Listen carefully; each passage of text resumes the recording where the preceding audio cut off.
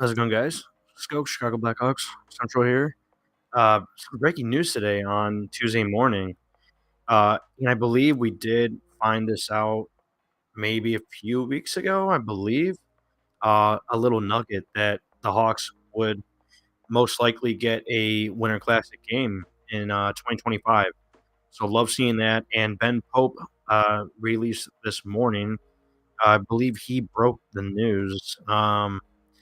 So breaking Blackhawks will host Winter Classic next season at Wrigley Field against the Blues, source tells Sun-Times, and I believe NBC Sports Chicago also put that news out. But I'm gonna get into that and preview the Hawks and Wild right after the intro.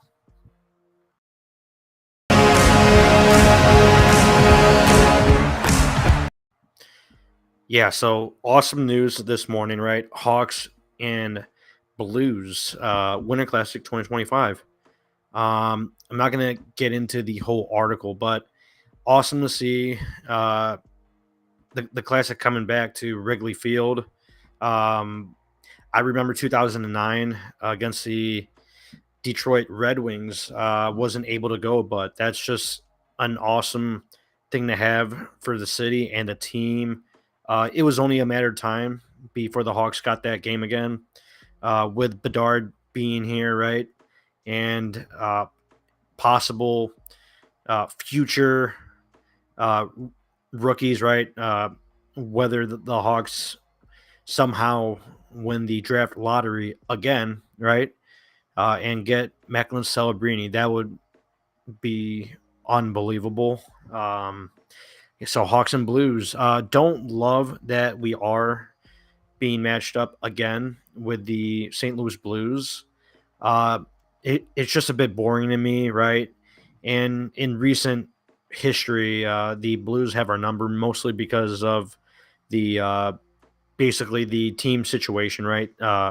Hawks are rebuilding, but hopefully next year in 2025, we're going to be putting out a better product, right? Uh, Not looking for a win now, right? But just a competitive lineup and a lineup that could win uh, cool games like this, right? With Bedard and possibly other players being on the roster and in the lineup. Korchinski, second year, right? Vlasic is playing very, very well, and hopefully he keeps that up for next year. Mrazek's still going to be here on contract, right? Felino Dickinson. So we're going to have some good chemistry next year. So just super pumped to see that. Maybe another team that I would have liked for the Winter Classic instead of the Blues. I mean, if anyone else has any other ideas on that, um, would love to hear it. But uh, like possibly the Maple Leafs or Canadians would be cool. The Devils would be cool. Um, just taking a look at it, Vegas and Seattle, they got their Winter Classic this season. Just super low numbers on that broadcast, low ratings, right? Um, not not a lot of people watching that game with those teams. Not interested in the Islanders, Hurricanes, not really. Um, Rangers, not too interested in that, but possibly like the Jets. Jets would be cool. They're a competitive team right now. Would match up well for a fun game. But Devils, Jets, Canadians would be cool. Habs, right? Um, or maybe the Ducks just to get crazy. Something different, right? But it's all right. Hawks and Blues 2025, but we're all there for Bedard and the young guys, right? Hopefully, Nazar might have a possibility of being in the lineup during that. So, really hoping that we see some good stuff. leading into next season, right? GMKD, um, obviously not going to be big spenders this offseason, but we'll definitely see a few moves here and there, right? Nothing crazy, but just being competitive and building chemistry, just pushing in the right direction, and that's what you want to see, right? That's what you want to see from this team. But let's take a look at updates from practice this morning. Bunch of media, they were there this morning. Ben Pope put out Connor Bedard is participating in non-contact drills during Blackhawks full team practice today. Put out a few videos from practice. Looks like he's skating very well, passing and shooting, um, putting more zip on that shot, right? Taking wrist shots, and he is now taking slap shots. So looks like he's progressing very, very well, and that's what we're all hoping, right? What we're all praying for to see him back in the lineup here very, very soon, because it's brutal, right?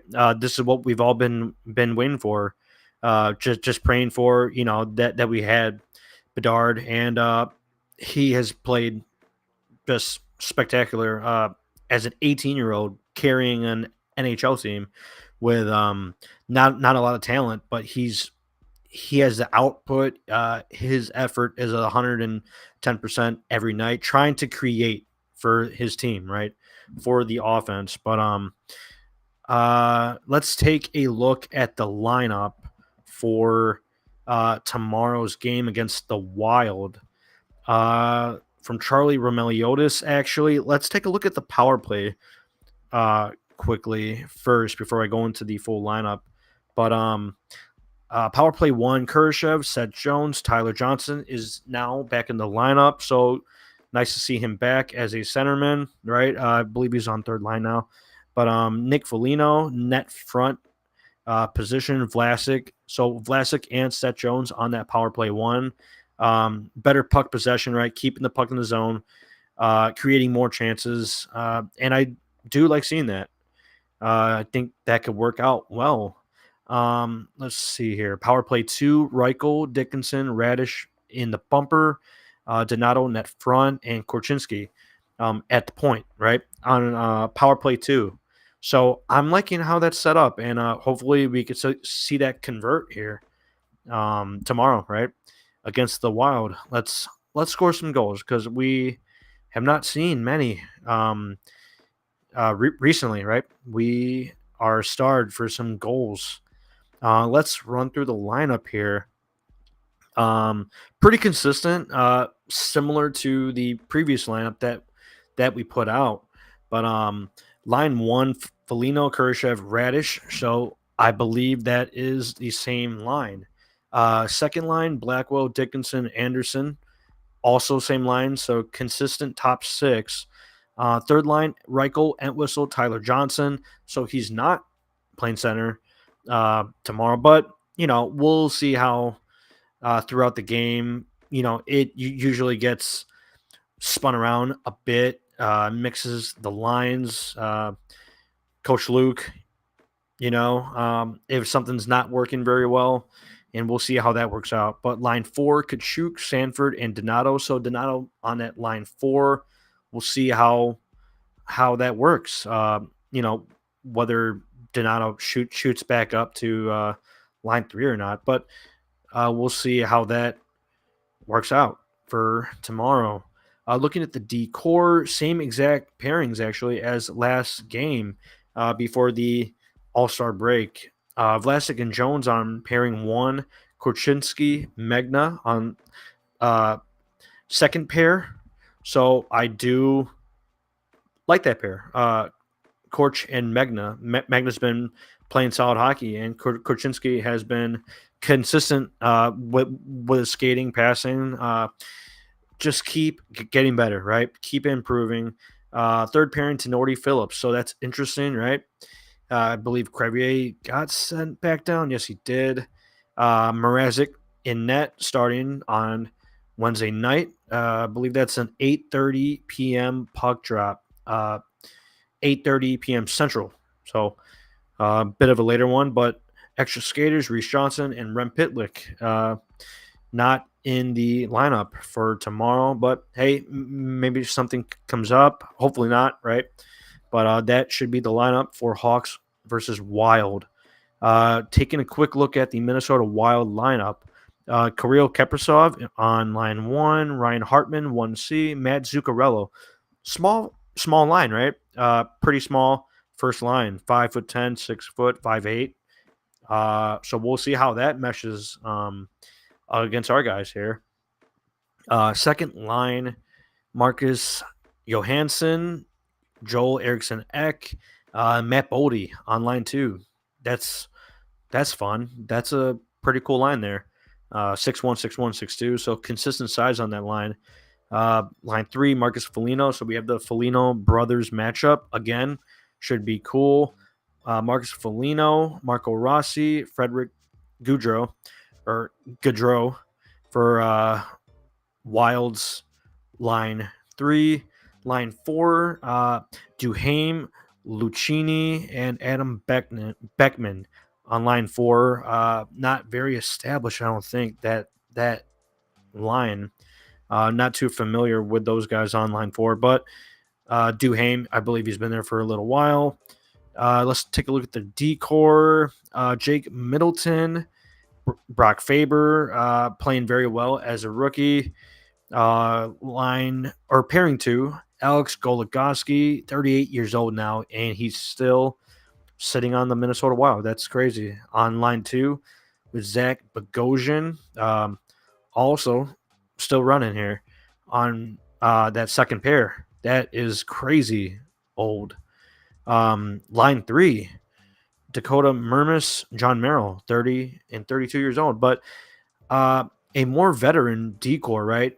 Except that first pair with Jake Middleton, 28, and Brock Faber, 21. Very weird decor, but they also do have a lot of injuries. Maroon is out. Let's see here. Jared Spurgeon still out. Jonas Brodin, I believe, is scratched. Maybe he's still trying to come back from an injury. But Hawks will face Philip Gustafsson in net. So should be a good game. First game back after All-Star break. Kershev, Radish, Foligno, line 1, right? But just hoping and praying Connor Bedard, everything goes well. He's progressing very well in his recovery, right, from his broken jaw, fractured jaw. He will probably have the bubble for a while, maybe even to finish the season out here for the Hawks. But will be awesome to get him back in the lineup very soon. We'll see if it's a week, 2 weeks. I'm guessing it's not going to be longer than 2 weeks. We will see Bedard back in that lineup very soon. So very excited for that. Very pumped. Hawks and Wild tomorrow night. Let me just double check to make sure on that start time. Puck drop, 8:30 p.m. Central Time, Hawks and Wild. So we'll be back tomorrow night to recap Hawks and Wild. And later on in the week, trying to get Max back on for a Hawks prospect tier list where we can rank the prospect system, right? See where guys fall. But we'll be back tomorrow. Hawks and Wild should be a later one, right, with that 8:30 start time. But we will be back soon for Hawks and Wild. Let's go Hawks. See you tomorrow.